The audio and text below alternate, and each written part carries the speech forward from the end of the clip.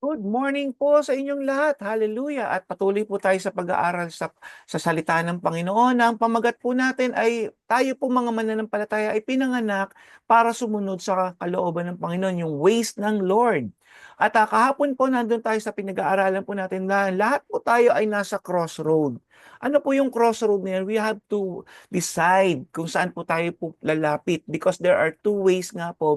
There are the narrow gate and the Broadway. So, ano po yung pupuntahan natin? Yes, nakagisnan po natin yung Broadway. Ito po yung malaking lugar, na malaking daanan. Pero lahat po niyan, dulo niyan ay kapahamakan. So, ang crossroad po natin, kailangan natin makita na ang Panginoong Hesus, siya po ang daan, ang buhay, katotohanan.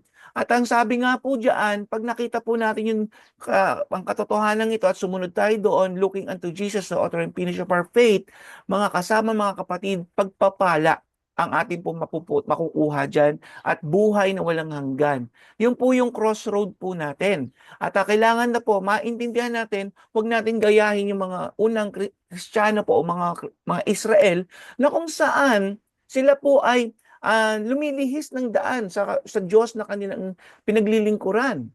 At doon po nakikita niyo, puro kapaguran. Lahat po naman tayo, kung titignan natin sa spiritual thing, okay, lahat po tayo napapagod sa buhay na ito, lalo na kung ang tayo po ay nagtatrabaho, di ba? Pag wala ang Diyos sa buhay po natin, mga kasama, nakakapagod po. Nakakapagod. Kung hindi ka pa napapagod, I tell you, mararamdaman mo talaga ang pagod. Kaya nga sabi ng Panginoon, sino daw napapagod at nabibigat ng lubha, siya ay lumapit sa kanya at bibigyan daw ng kapahingahan. Kapatid, naniniwala ako na lahat tayo may pinagdadaanan. Lahat tayo ay napapagod sa buhay nito. Kasi nga po gumagawa tayo ng pamamaraan po natin.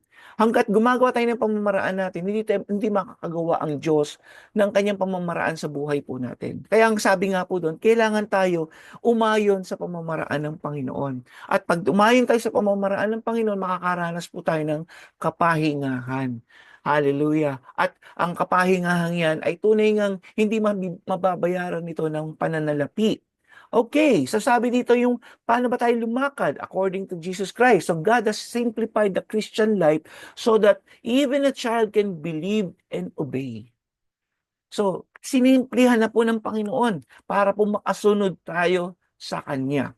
In Matthew 18 verse 2 to 4, ang sabi dito ng Panginoon, unless you are converted and become a little children.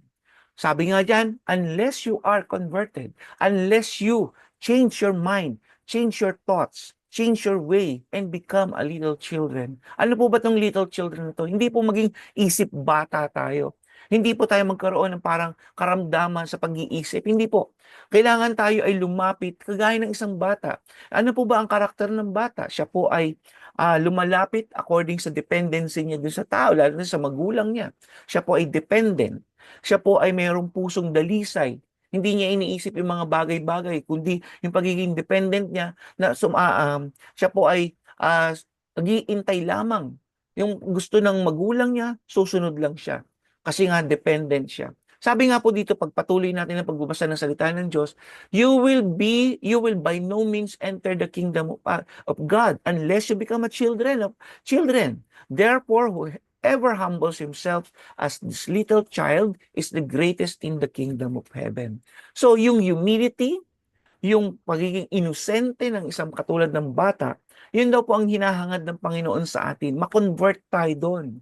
Hallelujah. At doon, makikita niyo po, i-guide tayo ng Panginoon. Kasi po, mapapansin po ninyo, sa panahon natin, pag tayo po'y tumatanda, nagkakaroon tayo, lalo na pag ang mga bata, nag-iedad na ng teenager, mapapansin po ninyo, no?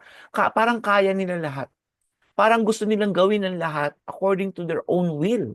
Lumalabas talaga yung nature natin, pagiging makasalanan. Nagiging independent po tayo. At nawawala na yung dependency. Kaya nga sabi ng Panginoon, unless you become a little child. Ang isang batang musmus po, nakadepende yan sa mga magulang. Laging nakahawak kamay yan sa kanyang mga magulang pag sila ay naglalakad. Minsan, pag merong ibang taong lumapit, sila ay yumayakap sa kanilang mga magulang kasi nga parang natatakot sila dun sa stranger na lalapit sa kanila. Pag sila naman po ay kakain, Naghihintay sila na sila ay bigyan ng kanilang mga magulang. Hindi yung sila hindi pa sila humihingi, hindi sila nagtatantrums. Pero pag nakikita niyo po yung mga batang lumalaki, sila po yung gumagawa na ng sarili ng pamamaraan. Ganyan po ang natural ng isang tao. Pero ang gusto ng Panginoon, bumalik tayo sa basic, bumalik tayo sa pagiging isang musmos na bata o isang little children. So para maturuan tayo ng Panginoon, mabigyan tayo ng guidance. At kapag ganyan ang puso natin, mayroong humility sa harapan ng Diyos, mapapansin po ninyo, parang ang buhay dito sa mundong to ay napakasimple lamang pala.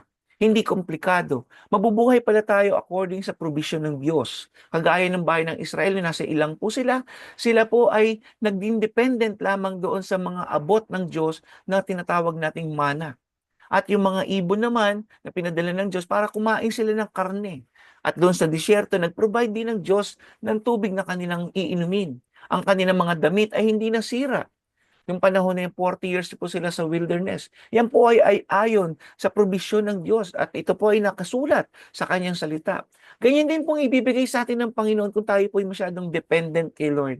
Hindi na tayo kailangan magpagal. Hindi na natin kailangan ma-stress. Sa panahon yan, ang dami na stress po eh. Sa panahon niya, marami nagkakasakit because yung connected sa tinatawag nating stress po sila sa trabaho, stress sila sa buhay nito. Kasi nga po ginagawa natin yung mga bagay sa mundong to ayon sa kagustuhan natin, ayon sa lakas natin. May mga bagay na gusto nating kontrolin ng lahat at hindi natin ipagpaubaya sa Panginoon. So the ways of God cannot be learned in the classroom, offices, markets, or conferences, or anything na parang training or something ganyan. The thing that we can learn from God, yung kailangan nating sumunod kay Jesus. Ang gagamitin ng Panginoon ng mga meetings na yan, yung mga conferences na yan, mga Bible studies na yan, mga life groups na yan, yung church ministries po, yung pagpunta natin sa simbahan every Sunday, gagamitin ng Panginoon para magkaroon tayo ng kaalaman paano ba sumunod kay Yeso Kristo. At higit sa lahat, yung pong pinaka-importante po dito, yung araw-araw nating hinahanap ang kanyang salita. Yung araw-araw nating hinahanap ang kanyang mukha. At pag hinanap po natin ang kanyang mukha, ang kanyang salita, hindi po tayo ipapahiya ng Panginoon. Siya po ay mangungusap sa atin sapagkat po ang kanyang salita ay buhay. Hallelujah. At siya po ay mararanasan natin sa araw-araw. Mga kasama, mga kapatid, naniniwala po ako sa panahon ngayon masyado na busy ang buhay po natin. At kailangan natin, minsan kailangan nating umupo. Ang sabi nga po ng salita ng Diyos, be still and know that He is God. Huwag mong pagurin ang sarili mo, huwag mong pabayaan ikaw ay ma-burn out sa buhay na ito. Mas ganda po ang buhay na binigay ng Diyos kung tayo lang po ay maa-align sa kanyang kalooban. So kaya ang hamon ko po sa inyo mga kasama, na kung pagod ka na, lumapit ka sa Panginoon. Sabi dito, kung ikaw ay pagod na, pumunta ka sa Kanya at bibigyan Kanya ng kapahingahan. Kaya nga sabi niya in Matthew, come to me. Sino man ang napapagod, lumapit sa Kanya at uminom.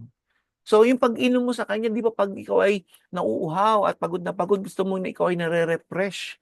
Lumapit ka sa Panginoon at iwanan mo na sa kanya yung mga daladalahin mong mga kabigatan sa buhay.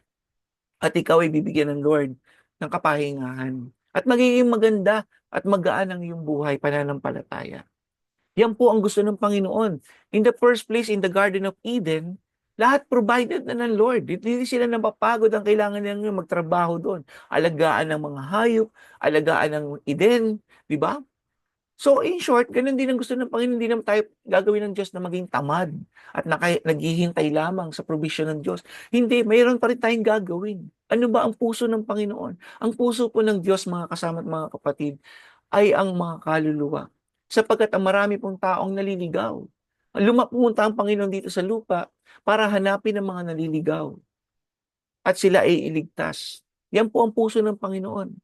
At kung tayo po ay pupunta doon sa kagustuhan niya, yung kalooban niya, yung pamamaraan niya. Ang ating pong kinalalagyan ngayon, sa eskwelahan ka man, sa trabaho ka man, kapatid, makakapagtrabaho pa rin tayo, pero kung ilalagay po natin yung plano ng Panginoon, makakapag-share po tayo yung kabutihan ng Panginoon. At madadala po natin itong mga taong to kung ano natanggap po natin sa Diyos. Yan po yung hamon ng Panginoon sa atin, na kung saan para maging masaya ang iyong buhay at maging ganap ito bilang isang mananampalataya. So maraming salamat po sa inyong pagsubaybay sa programang ito. Bukas po ay meron tayong bagong topic. Subaybayan po ninyo 'to at tunay nga nawa ang inyong pong buhay pananampalataya, kayo po ay makasunod sa pamamaraan at kalooban ng Panginoon. Purihin ng Diyos at tayo po'y manalangin. Salamat po muli, Panginoon, sa inyo pong mga tinuturo sa amin. Nawa, Panginoon, ang lahat ng mga nag-aaral, lahat ng sumusubaybay sa programang ito, Lord God, makita nila ang pamamaraan mo. At ito po ay masunod po ng bawat isa po sa amin. Wala pong malihis, Panginoon, at wala pong mapahamak kung hindi lahat ay magdesisyon na sumunod sa Diyos na buhay at saliksikin ang kanyang pamamaraan. Salamat po sa lahat ng ito sa pamamagitan po ng Banal na Espiritu. Strengthen us, Lord God. Give us the desire to know you more and make you known, O God, throughout the whole world.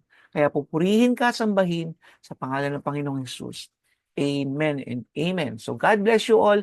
Kita-kita po tayo bukas.